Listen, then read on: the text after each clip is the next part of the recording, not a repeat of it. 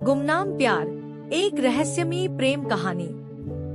एक शांत सुबह थी। सीमा हमेशा की तरह बस स्टॉप पर खड़ी थी।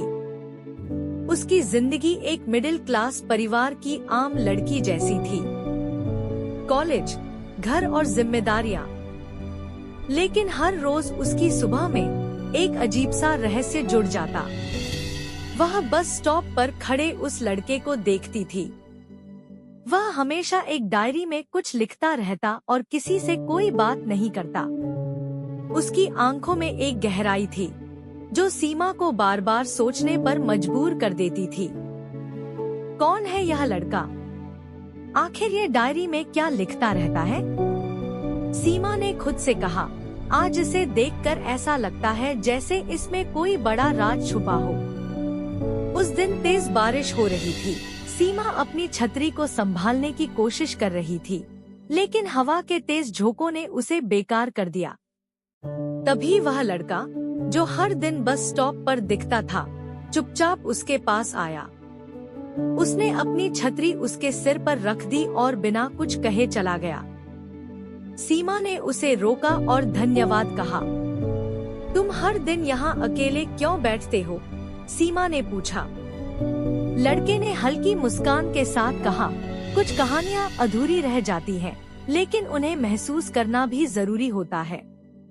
सीमा को यह जवाब और भी ज्यादा उलझा गया। उसने सोचा, ये लड़का कौन है और आखिर इसकी जिंदगी में क्या चल रहा है। एक दिन सीमा ने लाइब्रेरी में आर्यन को देखा। वह उसी डायरी के पन्ने पलट रहा था। उसने अपनी डायरी को मेज पर रखा और कुछ देर के लिए बाहर चला गया। सीमा की नजर अनायास उस डायरी पर पड़ी। उसे खुद को रोकना मुश्किल लगा। उसने धीरे से डायरी का एक पन्ना खोला। उसमें लिखा था, मैं उसे बचाना चाहता हूँ, लेकिन अगर वह मेरे करीब आई तो उसकी जिंदगी खत्म हो जाएगी।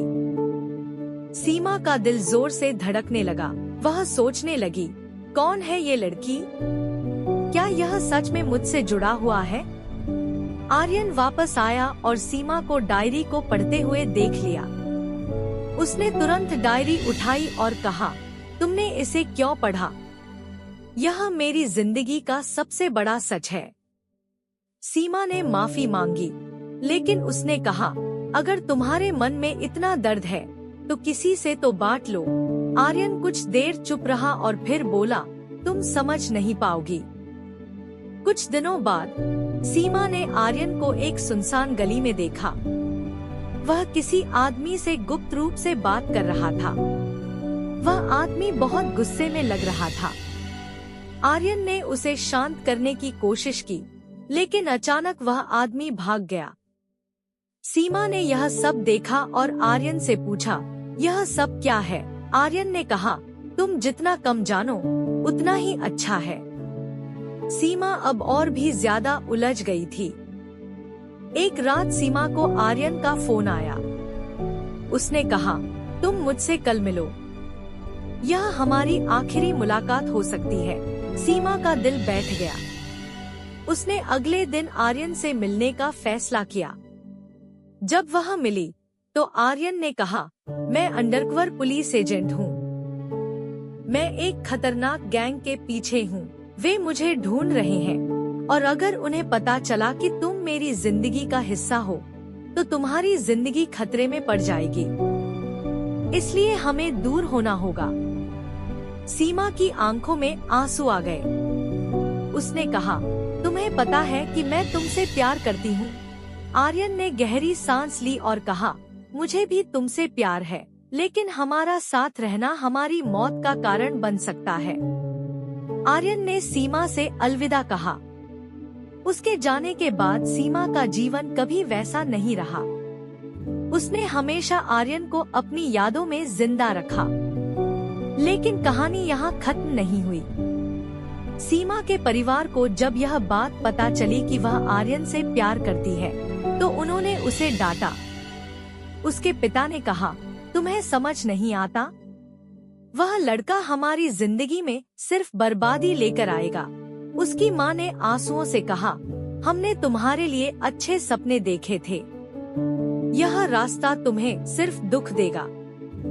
सीमा के परिवार ने उसे समझाने की पूरी कोशिश की, लेकिन वह चुप रही। उसने अपने दिल की बात किसी से नहीं कही। एक दिन अचानक पुलिस सीमा के घर पहुंची।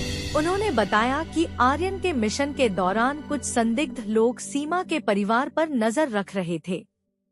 यह खबर सुनते ही सीमा के माता पिता डर गए। उन्होंने सीमा से कहा, तुम इस लड़के से जितना दूर रहोगी उतना ही अच्छा होगा। हम तुम्हें खतरे में नहीं डाल सकते। सीमा ने मजबूरी में अपने परिवार की बात मानी, लेकिन उसका दिल हमेशा आर्यन के साथ था। कुछ महीनों बाद सीमा को खबर मिली कि आर्यन ने एक खतरनाक मिशन में अपनी जान दे दी। उसके परिवार ने सोचा कि अब उनकी बेटी सुरक्षित है, लेकिन सीमा के लिए यह खबर उसकी दुनिया खत्म होने जैसी थी। उसने आर्यन की डायरी अपने पास रख ली, जिसमें उसके बारे में आखिरी शब्द लिखे थे, सीमा, मैं तुम्हें हमेशा प्यार करता रहूंगा।